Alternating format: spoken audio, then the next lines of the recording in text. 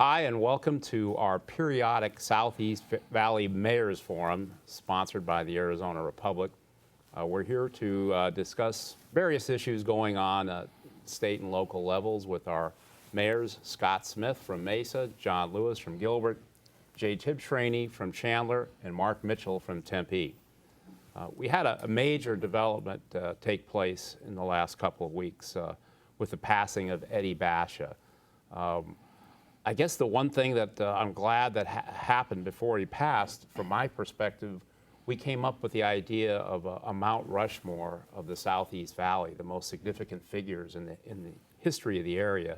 And two names came front and center, and Eddie Basha was one of them, along with Carl Hayden, obviously from Tempe. And he just contributed in so many different ways.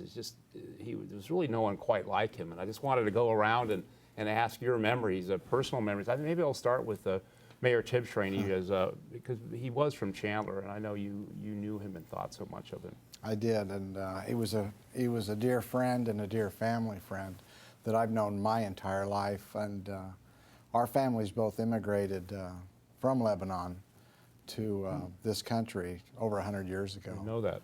And we ended up, him and I both living in Chandler, but before him, his dad lived in Mesa. And his dad really was a mentor to my father in terms of business and my dad growing up. One of my dad's first job was working for Eddie Basha Sr. at his store in downtown Mesa. And in a lot of ways, Eddie became a mentor to me, especially politically. The last 30 years, he's been an integral part of some of my decisions I've made, or at least us chatting about things. So, yeah, we were very close. And, it's funny. We had talked, he passed away last Tuesday. We had talked on Friday and Saturday of the couple days before. Him and I had both hosted a dinner with the Gila River Indian community, because Eddie's famous for the relationships he built with the Indian communities throughout this state. So we had wanted to host that dinner between the Tribal Council of Gila River and Chandler City Council, just to build relationships, to talk about things like the freeway possible going around South Mountain. And so we had that on Tuesday, the 19th of March. He was in the hospital at that time and could not come. Trey Basha, his son, stood in for him. And so we had that dinner, but he had called me. Then he got out of the hospital on Thursday, and he had called me, and we had talked on Friday and Saturday about that dinner and some other things. But yeah, it's a huge loss, because Eddie, you don't replace people like that. You never can. I mean, he was such a unique individual. He was a brilliant man, and he was a brilliant businessman. We all know him for his philanthropic things, the things he did in our cities, the thing he did in our state. He never said no to anybody. So it's a loss, and it's a personal loss, and it's a sad time, because those of us that loved him, it's hard, like, realizing you're not going to get those phone calls anymore. So we're going to certainly miss him, and he was just a giant of a man. Mayor Mitchell, do you have any recollections of Mr. Basha? Absolutely. Just to touch a little bit more on what Jay mentioned, he mentioned how Eddie was a mentor. I mean, that personifies Eddie Basha. He's been a mentor to many, many people throughout the valley and throughout the state.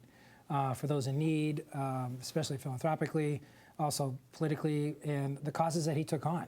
I mean, he's a mentor, especially to coming from a family of educators, and my wife's an elementary school teacher, just the importance of what Eddie and Nadine Basha have meant to our state in terms of education, and especially with First Things First. Really goes to the heart and soul of the type of individual that Eddie Basha is.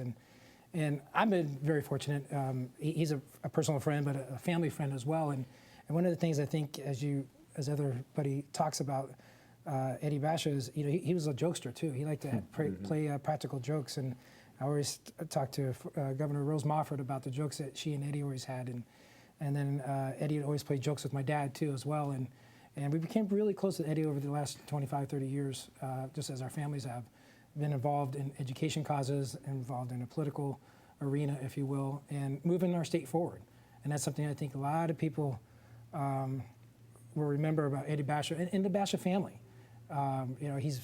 He helps, talked about East Valley Partnership and what the East Valley means, and we're going to be talking about that in a little bit as well. But in terms of just his involvement as a community, he's a huge giant, as Jay mentioned. And I think it's going to be a huge loss for this community, but it's also time for us to remember the good things that Eddie stood for and what his family stands for and what Basha stands for, because we have a lot of great neighborhood organizations in our community and neighborhood nights out and stuff, and who does everybody turn to in the neighborhood? The neighborhood Basha for donations and so forth, and everybody goes to Eddie's, and whether it's in Tempe, Chandler, Gilbert, or Mesa, look at the rural communities throughout the state of Arizona. I think there's a huge presence with the Basha family and what Eddie has done, and he will be missed, and our thoughts and prayers do go out to the Basha family. I mean, he's going to be missed, but there's an opportunity for us to carry on a piece of his legacy and everything he's done philanthropically for all of our region, especially for the East Valley. Mayor Smith. You know, I got to know Eddie Basha through my father, like many of us did. Eddie and my dad served on the State Board of Education together, and that started a long-time relationship. Of course, my father being the superintendent of schools, he and Eddie had a lot to talk about. And so I heard Eddie Basha's stories until, you know, forever. You know, with Eddie's passing, it also sort of marked, as I said, a sort of a sad month for the East Valley and for Mesa, too, because we lost 4 icons who all had impact well all over the East Valley. Eddie, of course, whose influence was felt in every corner of the East Valley in Arizona. Ross Farnsworth, too, who actually, most people don't realize, came up with the idea of active adult communities before Del Webb did, and was a major player in the East Valley. Elma Milano, who many people may not know about, but I'll guarantee if your kid was in a school band anywhere in Arizona or New Mexico, they had a Milano's music, because it's the largest music dealer, and a huge impact. And then, of course, Betty Rhodes, the wife of John Rhodes, who I would put up there right with the Carl Haydens of the world as far as being an East Valley icon. But Eddie, of all those, Eddie was still one of a kind. And it's interesting that when you look back at our communities, and for those of us who grew up here, as we've grown larger, in many ways we've grown further apart, because Eddie came from an era when there was a lot of farmland between Mesa, Tempe, Chandler, and Gilbert, and yet in many ways we were closer as communities than we are now when there's no farmland between our cities. And I think part of it was because there was very much an us against them. We weren't getting things like the Superstition Freeway funded. They did a great job taking it to Mill Avenue and then just languished. And the East Valley Partnership came out of the fact of East Valley leaders came together and said, wait a second, you know, we're significant. We're not going to be overlooked anymore. And Eddie was the leader, was one of the major leaders of that. And it was a time when we didn't care where things were as far as which side of the city line they were on. Everybody's kids were born at Banner, at the time Desert Samaritan. We all went to Tri-City Mall. You know, in many ways, Eddie reminds us of an era when we came together for a common need. And in many ways, it was their great work that I think is, in a warped way, has caused us not to have to rely on each other, because they had to come together, and Eddie was the one that saw those needs and brought people. It didn't matter what side of the political aisle you were on, where you were from, Eddie brought you together. He was one of those rare people that could bring everyone together, looking at a common objective, a common need, a common cause. And we were lucky to have him in the East Valley, because it didn't matter if he was from Chandler, Mesa, Tempe, Gilbert, wherever he was from, he was for us, and we knew that. So you've got several that could be on that Arizona Mount Rushmore. Right. But I agree, Mike, that the Eddie Basha would be there. From a personal perspective, 25 years ago, I worked for the accounting firm Ernst & Winnie, later became Ernst & Young, and I was on assignment to go down to one of our clients, which was Basha's. And Mayor Jay, it was interesting when I got down there, it was out in the middle of nowhere. At that point, our tax partner had set them up in a little city called Ocotillo, which was basically Basha's headquarters, and later became part of Chandler. But what was interesting about that experience is I was very young and intimidated to meet the CEO, and it took just seconds, a nice warm handshake, and could see someone very warm and cordial and downright nice. And we were together for about an hour. There were 2 of us, and just meeting with him, and it was a great memory, and that kind of set the stage to watch him closely over the years. And leadership is contagious, and so you see someone like that and you want to emulate them. And even though I didn't have a lot of personal interaction after that first encounter, he was still one I looked to and admired, and you could see the rest of Arizona did. Education, as Mayor Smith said, is something that I always put Eddie Bash and education together. There's a quote that I've used in the past that we often use too, and where he just said that make education your business. It will, let's see, your future. It will make your future. And I may have had a word or two off on that, but that's one that Sure. I think of Eddie and I think of education, and he was one of those great leaders in Arizona. No matter what party was affiliated, he was able to bring people together, and so I think the whole state right now is wondering how leadership will continue, and the best way we can proceed is simply to say that's the type of leader we want to be. Mike, I'd like to add something too. I was thinking that it's a sad time, but he was quite a prankster, by the way, too. Eddie was. I've got some good stories about him. But as I talked to people this last week about Eddie, the one thing people really liked about him is when you talked to Eddie, you knew you were talking to Eddie, and he cared about what you were saying. It was a relationship between you and Eddie, that discussion, and you felt, you know, important and special. And he had that way about with everybody, but he was a prankster. And so I have years and years of pranks. He's famous for disguising his voice. Oh, the phone calls. The phone calls. And he did that to me for years and years. Finally, I knew when Eddie would call, hey, Eddie, I know it's you. I know. He quit pranking me on his voices. So it went like 10 years, no pranks about voices. He might try other pranks, but he wouldn't do that. So when I came back as mayor, you know, I said, okay, I don't have to deal with Eddie's pranks anymore. He's not going to call and pretend he's whoever and play, you know, yank my chain. But so, you know, I'm into like my first couple months in office, and I get this letter from a lady that's involved with the Girl Scouts, just criticizing me terribly for something I did at a council meeting, recognizing the Girl Scouts. We did a proclamation or something, but going into all kinds of things and how terrible I was and this and that. And I think like, wow, all I did was a proclamation. So I got that letter like on a Thursday. I think like, man, this is crazy. Well, he calls me like on a Saturday, and we're talking. And, you know, he's kind of baiting me. Hey, how's it going? I said, somehow he got me to talk about that letter. I don't know how, but he says, well, really, how's it going? So I said, it's going okay, but you know, I got to be honest with you. I mean, I got this letter. It's like no good deed goes, I went through the whole thing with him, and he just starts laughing. And I said, you character, you did that to me. One time, sometimes his pranks were taken. My father, at the same time he was on the Board of Education, was also on a White House commission on education appointed by President Reagan.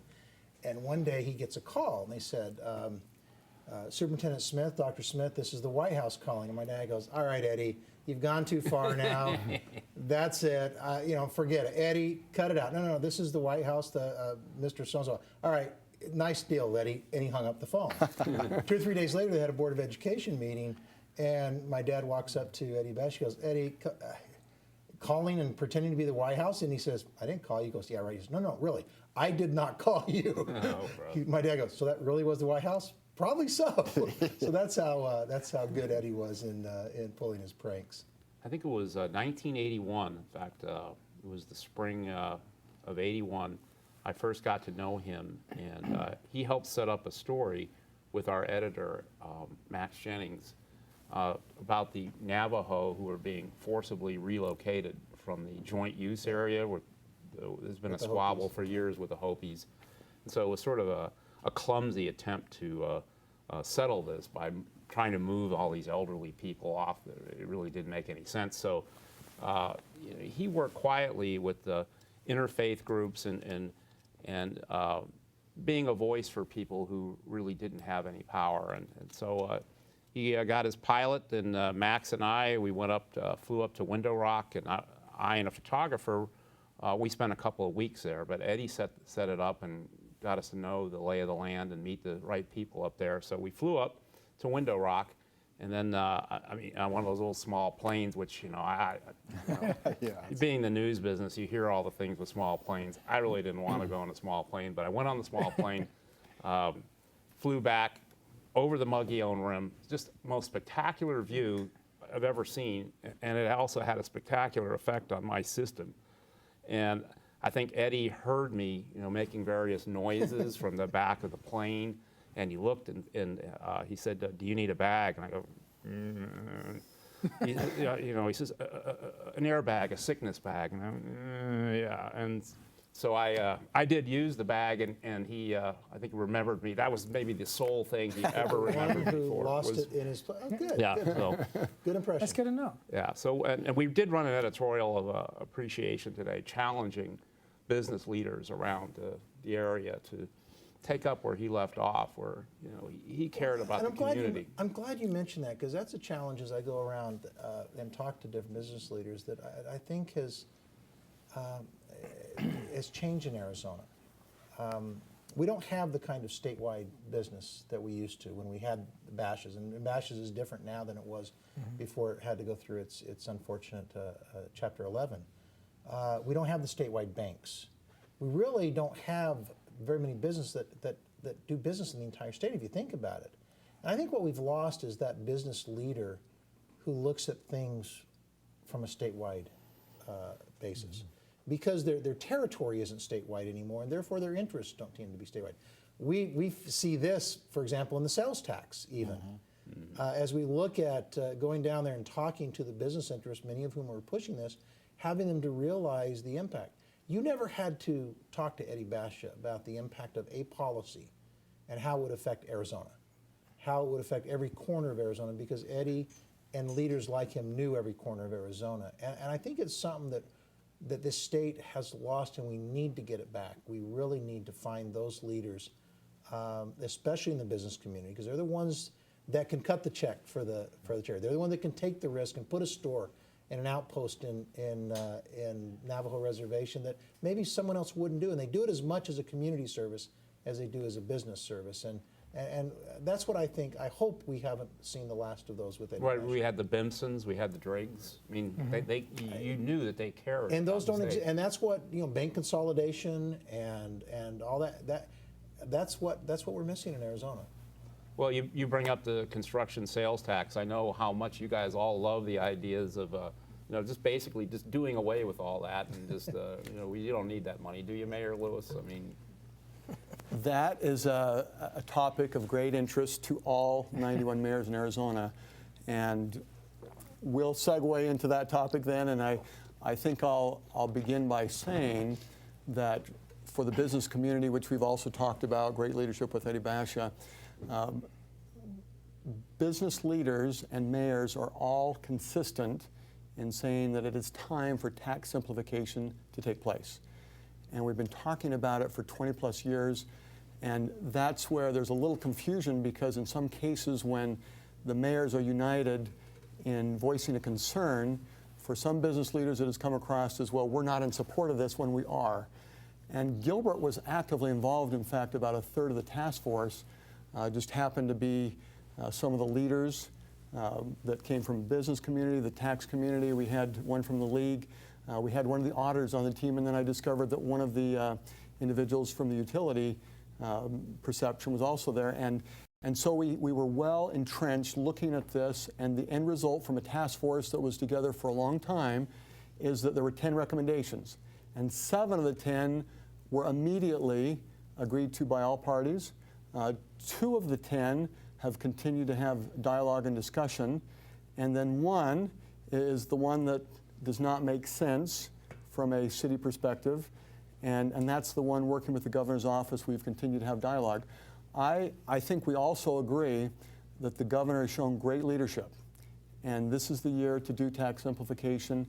The governor's office has been very open in talking with the mayors, the League of Cities, very positive. But where the 2 topics, and that has to do with single payment and single audit, are still under discussion. Good progress. I think that we are seeing a lot of dialogue, and that's the important thing. The one that we have not been able to bend on is the construction sales tax. And where it is today that that is a tax paid at the end. It's a tax that cities plan for. It's how we build the infrastructure around new development. And the proposal to bring it back out and have it be part of a tax that's paid up front on the materials. We have looked at it, we've paid attention to it. I think we even said, well, it's time for a third-party group to look at this, and that's when we had the Joint Legislative Budget Committee give us the feedback, and the results are exactly what we thought, that it is too big of a risk at this point to have that implemented. But I summarize again, and there can be some other comments, we are very much in favor of tax simplification. And there has been some thoughts that we're not, but we are, and we're in there, we've given feedback on it. We see as a state that in order to remain business friendly, to be competitive with other states, we need it. Well, the bottom line is you get millions of dollars a year from the construction sales tax. How much money do you get annually from the construction sales tax? Oh, I don't have that off the top of my head, but it is millions. Several millions. It's several millions. And well, Mesa's, you're Yours, double our size. Yeah. We get like 11 million. so yeah, it's about 20, 10. 30 million. And No. Gilbert's about 8 million. 8 million. That's the and figure we're I about remember. 10, But between 10 Gilbert's and 12, probably depends on there are the cities, development. yes, there are cities that are disproportionate, like Gilbert and Queen Creek, because they're new growth and fast growth. But I'm going to take my mayor's hat off on this one. This is one of the things that we're troubling. I'm going to put the hat on as an Arizona citizen that gets lost because of the discussion about how this might impact cities. We're concerned also how it impacts the state. The Joint Budget Committee that Mayor Lewis referred to estimated that it could cost up to $140 million at the state level of lost revenue simply because of the way that they collect taxes. Now this is not the kind of tax cut that I support tax cuts, low taxes, but they should be planned, they should be understood, they should be programmed so that people understand the consequences. And our issue, our primary issue with the construction sales tax is that everyone understands that there are many variables that will impact how many dollars are ultimately collected. If any one of those variables don't follow what has been used in the governor's proposal, it could create a massive shortfall at both the city and the state level. And we just believe that we need to understand those better. We believe that it needs to be studied more, and this study isn't to kill it, it's to truly understand it. And that's one thing people say, oh, you just want to kill it. No, we don't want to go down this road. We've seen it before in Arizona. We have experience when there's experiments in good tax approaches that end up costing tens of millions more than they expected. The problem with this one is that if we're right, and we don't want to be, and the revenues are much lower, it'll be almost impossible to recover those revenues, and then both the state and the cities are put at a disadvantage. In terms of what it costs Tempe about $10 million construction sales tax. Last 3 years, we averaged a little over $31.5 million, close to $32 million in construction sales tax. And we have a lot of stuff that's coming down the pipeline, which we'll talk about soon as well. It's going to have a big impact. But more importantly, I want to, our first talk was talking about Eddie Basha, what he meant to our community, how he brought people together and looked at the state issue. And as Scott just mentioned, how, let's look at it from a state's perspective, look at it from an individual business person like an Eddie Basha perspective in terms of cities and towns and businesses, we're all partners. If the city towns are successful, if businesses are successful, cities and towns will be successful. Cities and towns are the economic engines for our state. We go out there, we recruit, we attract businesses to come to our communities. We want them to become vibrant. We add necessary infrastructure that helps make those businesses successful. If we didn't have the necessary infrastructure, businesses would not be able to come here. And it's an economic development tool that we utilize as the cities and towns from the construction sales tax to help with the infrastructure. We had the impact fees are no longer there. The legislation last year got, some of the communities, especially the rural communities, it'll have a devastating impact if the construction sales tax was completely taken off, because sometimes they will use that construction sales tax as a means to help with some of their infrastructure costs to make sure those businesses are successful. And it's in all of our best interest that we work together. And it's like you don't want to bite the hand that feeds you. In other words, if we didn't have the necessary infrastructure in place, we wouldn't be able to attract companies. Intel wouldn't be able to be in Chandler. GM wouldn't be able to just recently be in Chandler. We just announced Union Bank, and we got some other big businesses coming down the pipeline for Tempe and Mesa and Gilbert as well. It's very important that we work together with the business community to understand that, hey, we're partners in this. Let's work and let's grow our economy together by giving us the necessary tools to help attract businesses and provide the necessary infrastructure. And obviously, you know, it's a great deal for home builders and other developers if effectively they don't have to pay sales tax or a minimal amount. I mean, Yeah, but I mean, their lobbyist probably goes in the Well, lobbyist that's hall the of interesting fame. thing. but- Yeah. As a former home builder, I'll tell you, it's a great deal for a couple years. And at the end, and what happens is a big tax cut. But what happens is you're developing in construction is that things tend to even out. Really, the tax cut is going to end up with land speculators, because land is the one part of all construction development that moves most readily. And land prices will go up. The top prices are driven by the market. They're not set, they're driven by the market. And so those land prices will go up. So at the end of the day, if you want to break it down, this is a giant tax cut to land speculators. Now, in my economic development plan, and I'm sure that these other three mayors would agree, giving tax breaks to land speculators really is not necessary and it's not desirable. But that's where we'll end up. It's going to affect Chandler just as much because think- Chandler is growing in the south part of Chandler. Yeah, without repeating everything, I mean, Mark kind of said it best. We take a lot of those sales tax revenues and put them into economic incentives or building transportation to help an Intel or a GM or a data centers that are locating in your corridors. We help build into that infrastructure. It's been frustrating for me because, yeah, we're all for simplification, we're all for efficiency, we're all for lower taxes, but it's been, some of the mentality on this from some down there has been concerning. You know, why do you guys need the sales tax, this and that? They don't understand. We've had 80 years, and especially the last 30 years, of tax policy in this state that have made this state and our cities reliant on sales tax. So, yeah, it's important. So then when they see us lighting our hair, or what's left of my hair, on fire on this issue, that's why. We're reliant on sales tax. We didn't create the system. We're working within that system. So that's been frustrating. You know, and we're working through the sales tax. What they don't understand is, as Mayor Smith mentioned, you got the city sales tax, but then you got the state sales tax, which they're going to take a huge hit. And we don't want another all fuels. I don't think they use that term, but we don't want another all fuels. But the rural areas are much more dependent on that state shared revenue on sales tax. And so if they're going to take this tax cut, for some of those cities, it's a significant amount of their budget. So Double whammy. it's a double whammy. Yeah. And we have cities like on the west side, Litchfield Park, on the east side, Queen Creek, just there, back to the city part of it. In Litchfield Park, that's construction sales tax is 25% of their general fund revenue. Similar situation in Queen Creek on the east side. If we lose that or lose that ability, it's going to be devastating. But we don't want to just stop there. And if they solve that, which I think they'll get it solved, hopefully. If they don't, they're really being blind.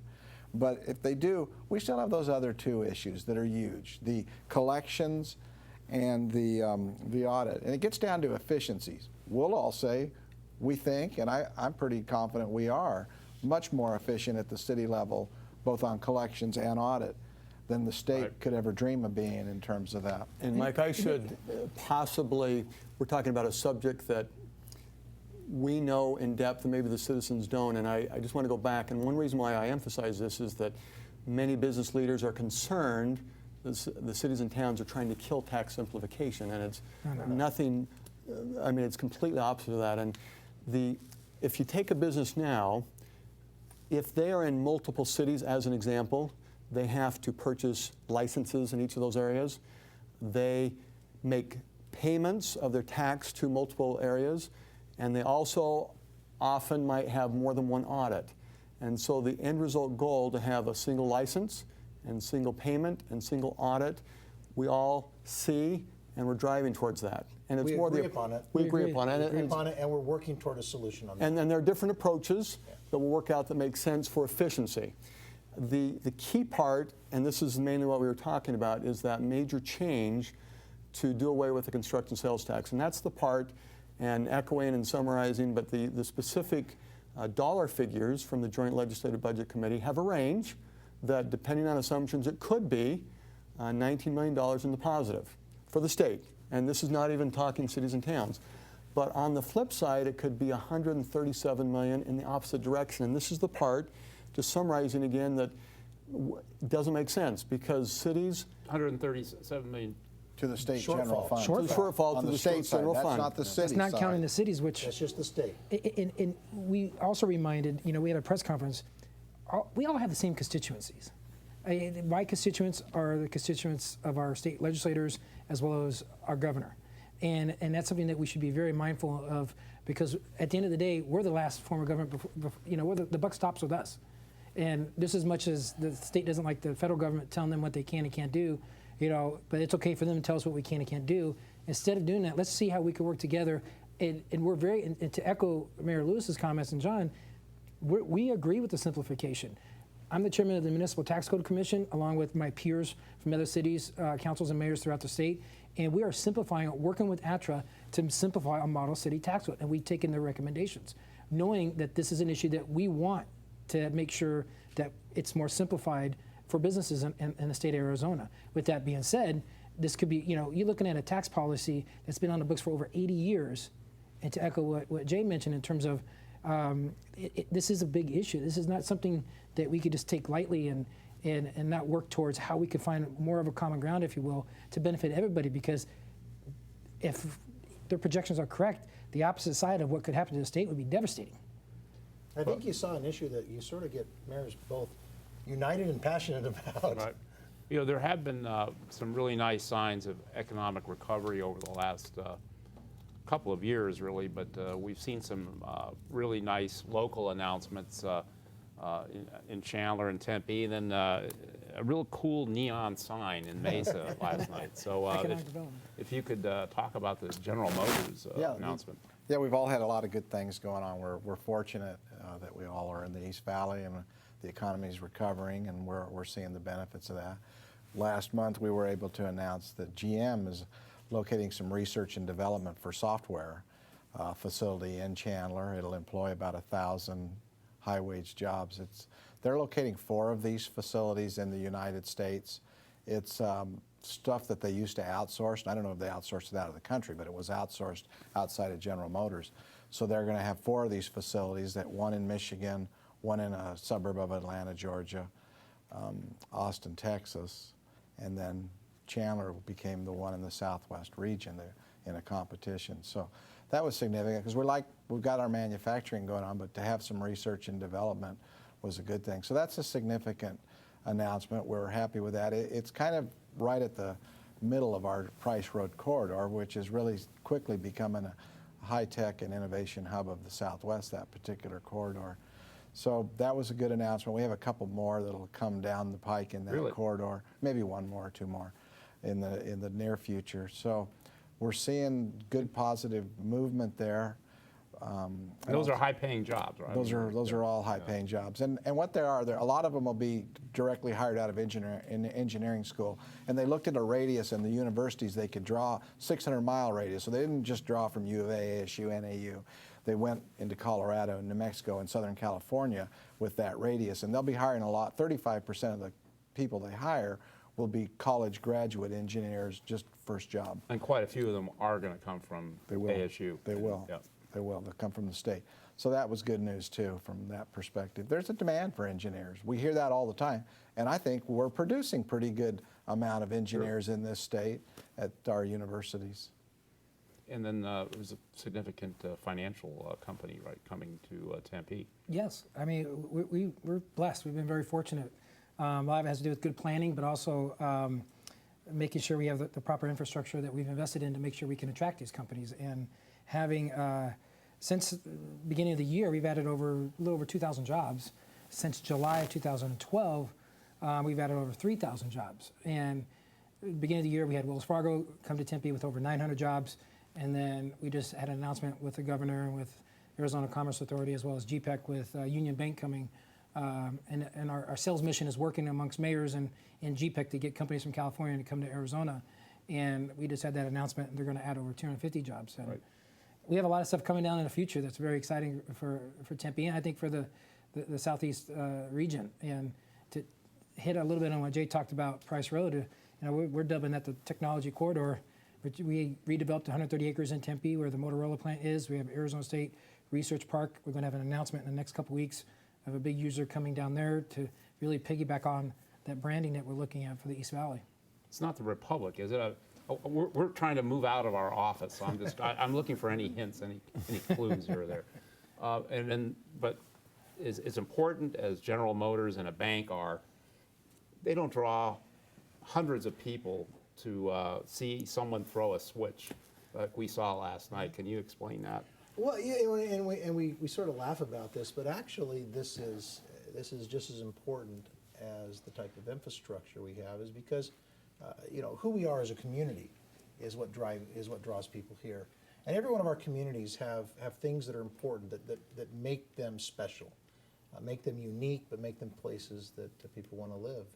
And our history is part of that. And in Mesa, and for the entire East Valley, and actually for people throughout Arizona who used to come in on what was the major inroads into the Phoenix area from the east and from the north, which was right down Main Street, the Apache Trail, Main Street, Apache Boulevard, which then turned into Van Buren and went through Phoenix and up Grand Avenue, was the diving lady at the Starlight Motel. Right.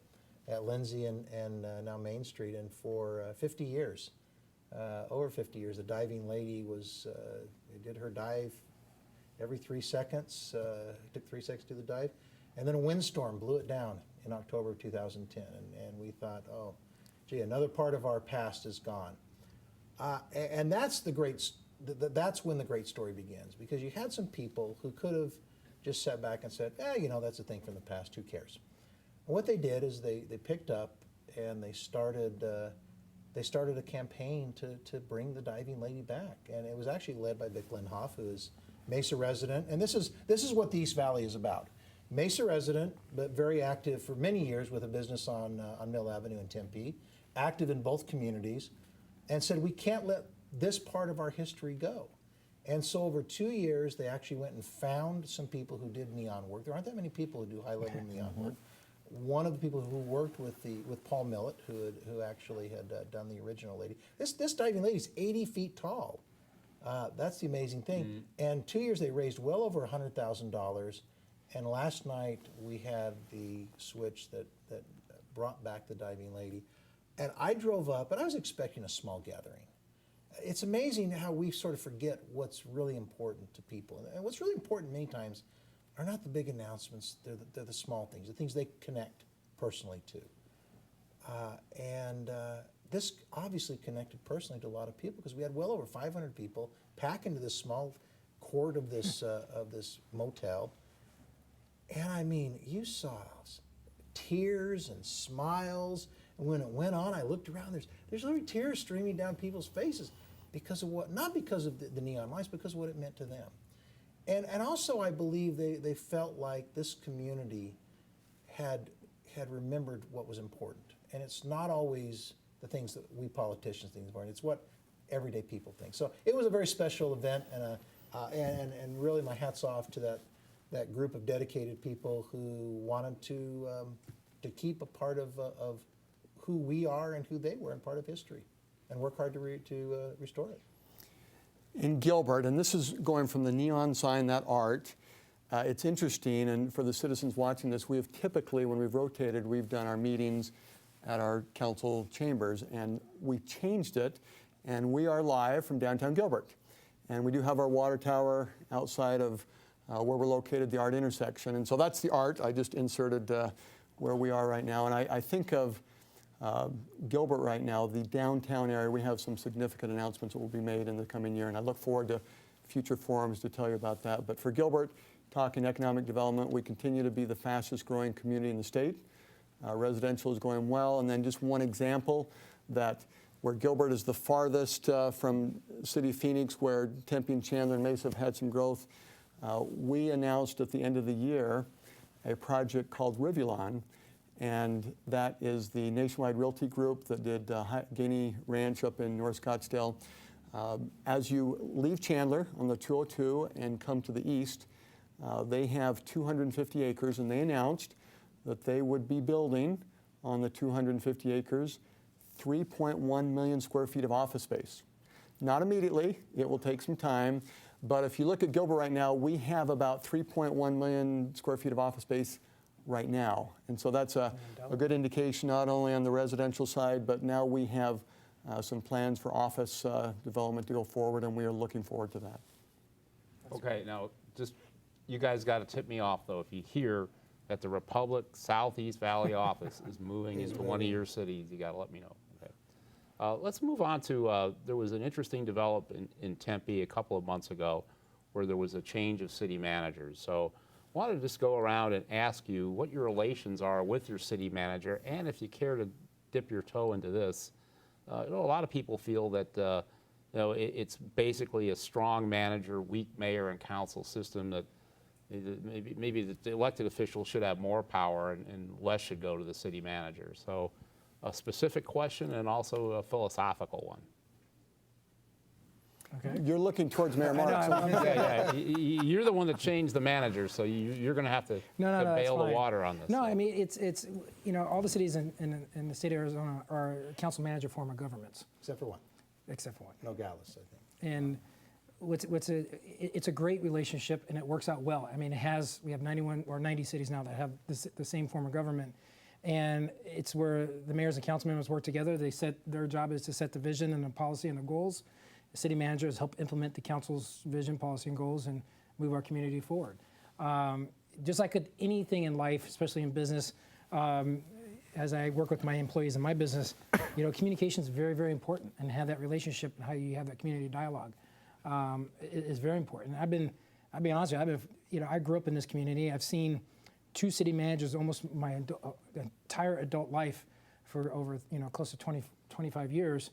And then since I've been on the council, we've gone through 3 or 4 city managers, various takes for various reasons within our city. And it's just interesting in terms of the dynamics that ever Well, it change. sounds like things changed when you went on Yeah. the council, Mark. So But we're trying to figure it out. but in reality, you know, a lot of stuff happened before I got there, so there's some okay, circumstances that didn't happen. Oh, we hear you now. But communication is vital. I think the current council manager form of government is a good form of government. I think it's working. It has worked. And evidence of the strong economic policies and opportunities that we have in Tempe moving forward and with our communities in terms of the makeup of our community is. We're moving right along. Got some great announcements coming up. And we've had some great announcements over the years since I've been mayor. We transformed the Tempe Town Lake, the Rio Salado area, made it a reality. We have mass amounts of park space and open space in our community, and we're moving very, very forward. And the communication aspect is very, very important on all sorts of levels, not just in government, but throughout life.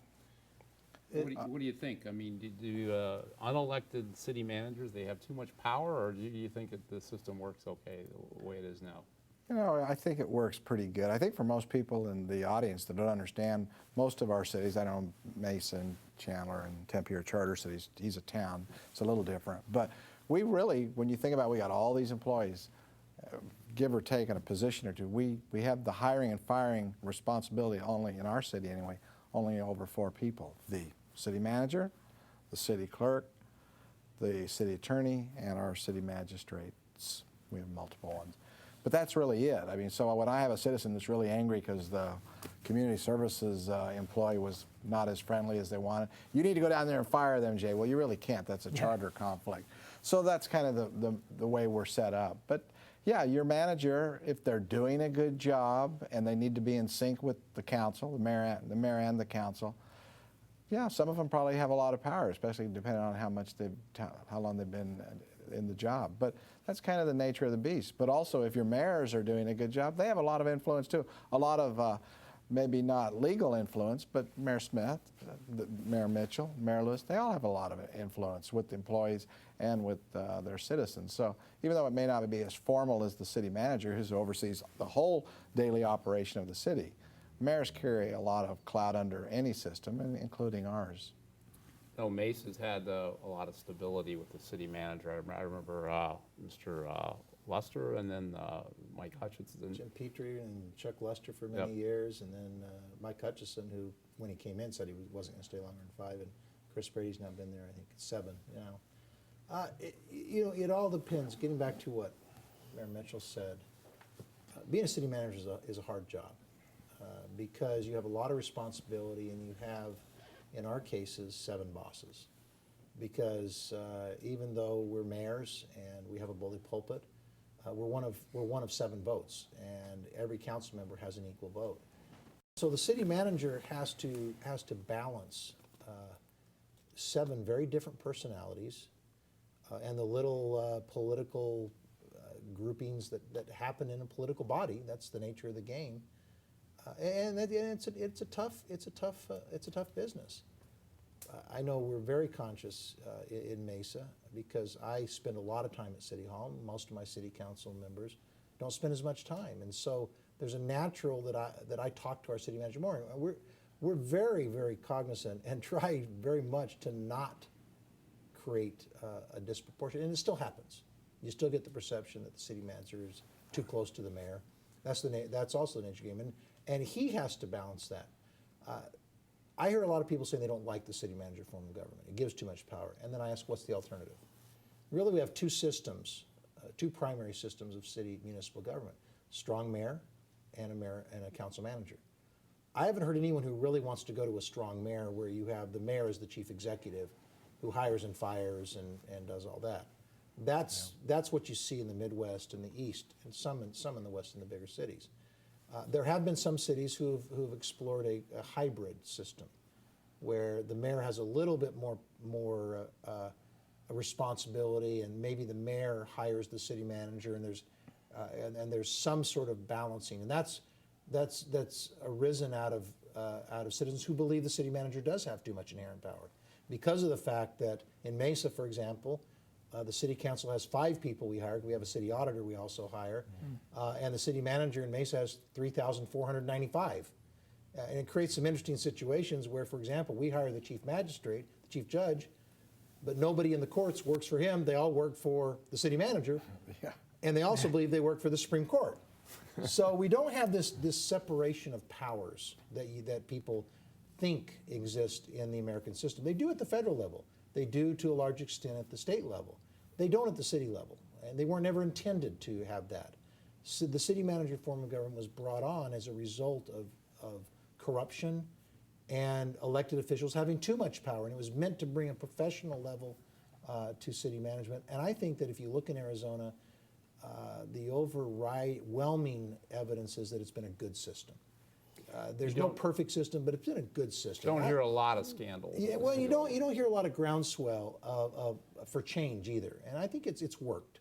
It's worked the way it's supposed to work. It's not perfect, but the alternatives aren't perfect either. I mean, it's sort of like what they say about the American system of government. It's what is it? It's the worst system in the world except for all the others, and it's better. The one thing is, there's no perfect system, but it works for us, and it's worked for a long time. Now, just to describe it, I'll give a quick humorous story. My first year as mayor, came home from a council meeting, and my son was doing his schoolwork in the den, and he said, "Dad, I've got to answer this question for school. Does Gilbert have a strong mayor system or a weak mayor system?" And I immediately rolled up my sleeve, flexed, and I go, "What do you think?" He said, and without hesitation, weak. Weak, yeah. Now, for the citizens too, I think in applying that to where you want accountability, I do still see that a council elected has a lot of accountability to the citizens, but it's more of, almost from a business perspective, a board of directors, and the mayor takes on the chairman role. And then you get the professionals. There was a study that I read that IBM did nationwide of 100 cities, and they came to the conclusion that the form of government that we're talking about, where it's the professionals running the city, the council's becoming more the board of directors, that it's 10% more efficient and cost effective. And so Gilbert, a general fund of a little over 100 million, I just think, well, by doing it the way we're doing, that's a $10 million of efficiency. And so I like it, and I think it works. If there is a situation where it's not working with the manager, there's a quick way to solve that, and that's you get a new manager. It is important, though, that relationship, and I know that I get that too, the mayor and the manager, really tight, but you need to be. And we talk daily. We meet often. And the first year of mayor in the League of Cities training, they gave a description of the importance of the mayor and manager working well together with math. They said 1 + 1, when you're in sync, is 3. 1 - 1 is -10. And so for a community, if the mayor and manager are not in sync, the community sees it, and there's a big negative impact. If you're working well together, you see that you're more than what you can bring.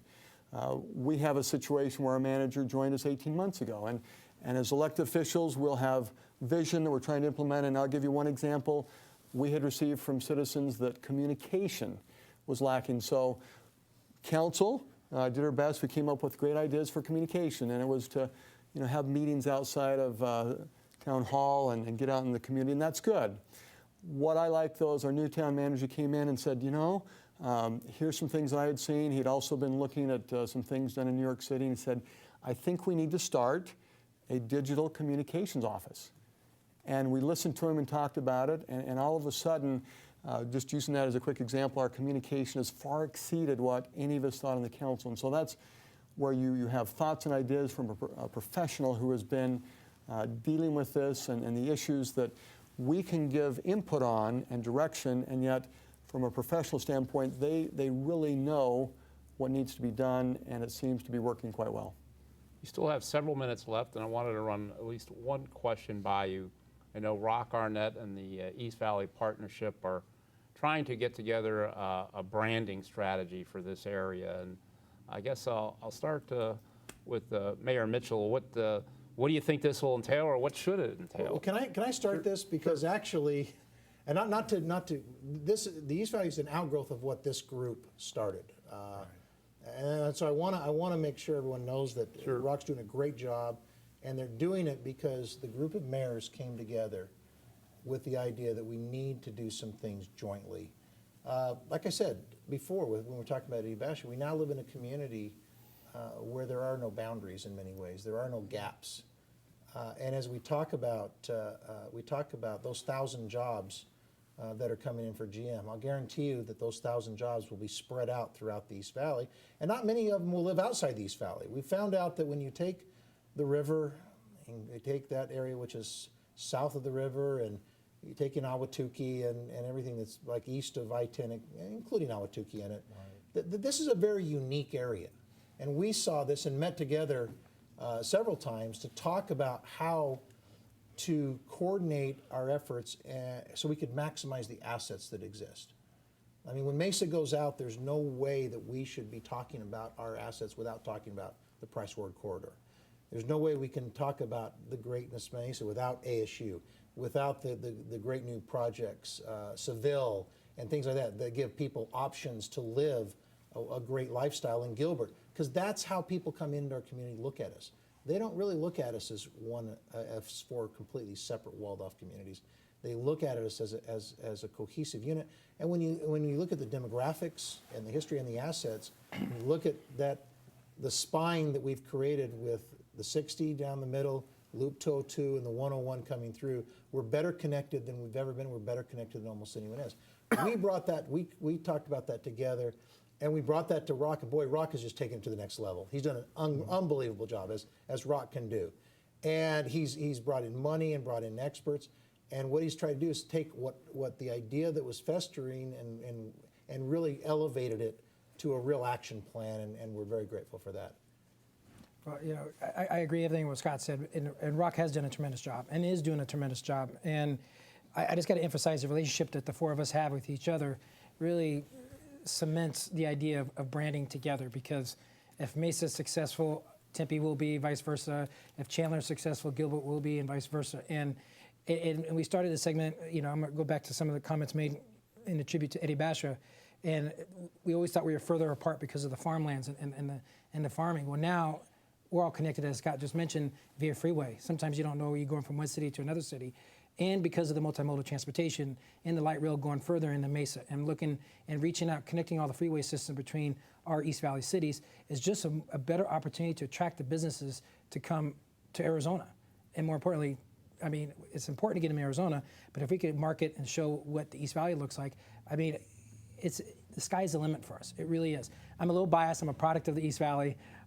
With that being said, though, I take tremendous pride in the relationships that I think we all have with one another in the Southeast Valley region, and the mayors throughout the rest of the state, for that matter, as well, because we take great pride in the state of Arizona. We all have a great story to tell with companies coming here, success stories, how good our school districts are doing in one communities, all the small little quality of life stories you hear, whether it's a lighting of a neon sign to a community event that's happening in Chandler or in Gilbert or in Tempe for that matter. It behooves of us to work together. It's kind of like we're talking about when we're talking about the sales tax reform and the business community in the cities. We're partners because we rely on each other to be successful. We rely on each other for us to be successful and working with each other, especially on regional councils at Maricopa Association of Governments, at MAG. I think this just helps cement the idea that this is a great place to be, and having a map, if you will, to help brand this area is fantastic. Heritage training. Yeah, it's going to be an interesting product that comes out of it. Kind of interested to get my first briefing on it, actually. But we have a unique asset in the East Valley. It's a really dynamic area. The state is going to prosper over the next 20, 30 years. We got everything going for us: weather, cost of living, proximity to the West Coast, and whatever, without being the West Coast. So, and we're especially fortunate in the East Valley because of just some of the unique things that have happened that have made our community so great and wonderful, and have had businesses attract there. Their charge, I think, is to kind of, maybe inventory all that we do have and put it together into kind of a marketing plan. So when people say we're going to Arizona, but there's this unique place in Arizona called the East Valley that has assets A, B, C, D, and E, and it's got all this other stuff going on. And so it won't be just some fancy slogan, because slogans come, slogans go, but the inventory, the realization of what we have and what we can have, and then packaging that so as these companies that look, and we talk about, everything's a national thing now. We've lost the homegrown companies, and all these national companies, when they're coming out and look, they'll read about the East Valley, and it'll pique their interest and perk their interest and make them want to locate out here for obvious reasons and various reasons. And finally, our host mayor here in downtown Gilbert at the Art Intersection, Mayor Lewis. The four of us often will talk about boundaries, and we know exactly where our municipal boundaries are, but we also say to the typical resident of the East Valley, they don't know and they don't care. And then business leaders coming out, they're also looking for the best location, and Mayor Smith said it so well. And Intel is one of the greatest assets for not just the East Valley, but the state of Arizona. And so that's a win for all of us. What ROC is undertaking is to help us identify a way to communicate that. And that's a challenge. And I look at the Gateway Airport as an example, that a major important decision that was made was to call it the Phoenix Mesa Gateway Airport. And that helped individuals outside of Arizona understand Phoenix area, I want to go there. I don't know if we'll end up calling it Phoenix East Valley. We won't, but I mean, it could be something that while in Arizona, East Valley said citizens tend to know we're talking about these communities, but it's hopeful that we can talk about those assets and something that over time individuals outside of Arizona will know that they're talking about this area. The individuals helping ROC looked at our digital state of the town. And because it was just 22 minutes, they watched the whole thing, and at the end they said, we get it. You're no longer the hate capital of the world, which Gilbert was known as 100 years ago.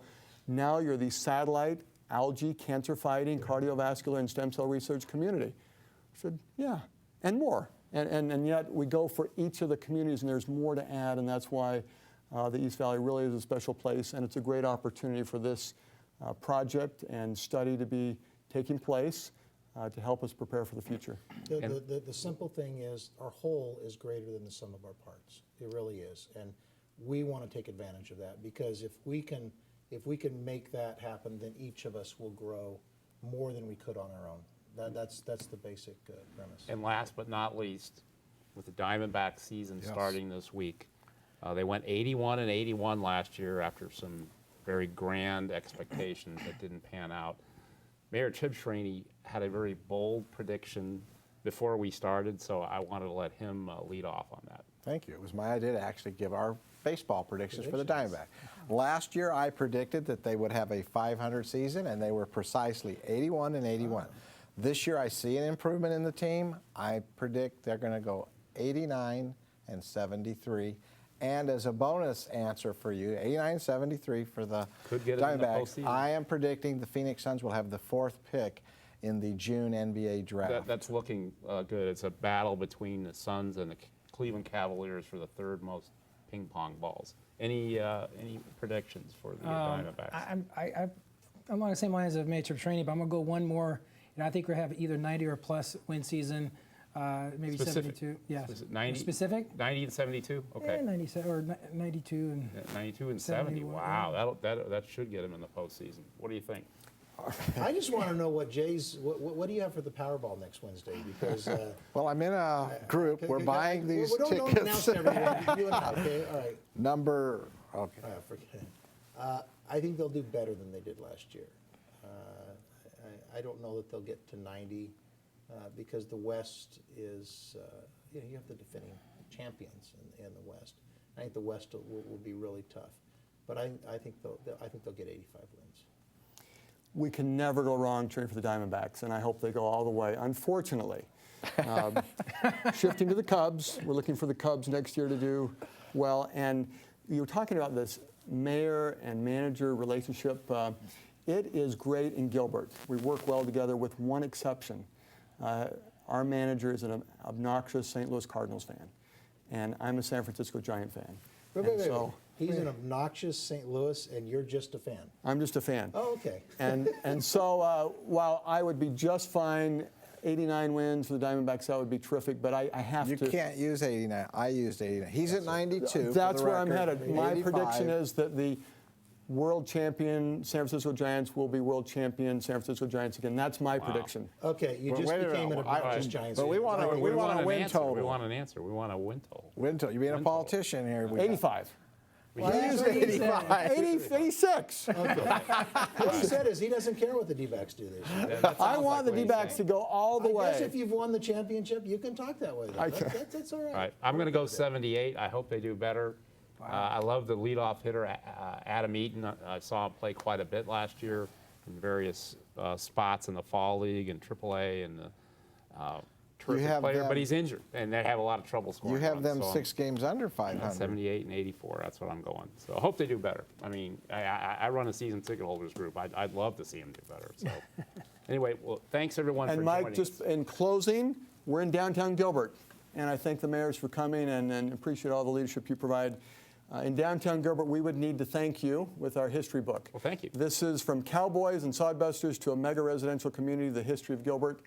Mike, and to the Arizona Republic, thank you. Thank you very much, and thanks everyone for joining us, and join us again sometime this summer. Thank you very much.